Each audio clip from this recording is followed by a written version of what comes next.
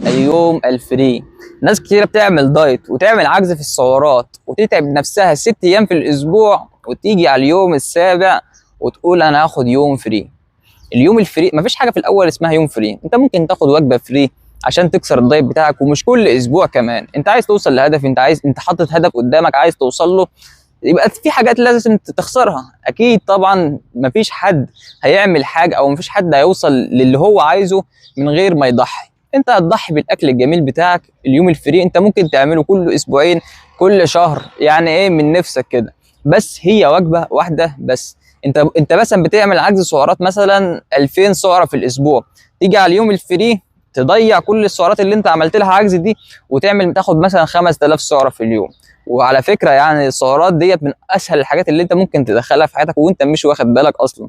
فيوم الفري يا جدعان نلغيه من حياتنا خالص. ركز في الهدف اللي انت عايز توصل له، اوصل له يا باشا، وامشي حياتك صحيه طبيعي.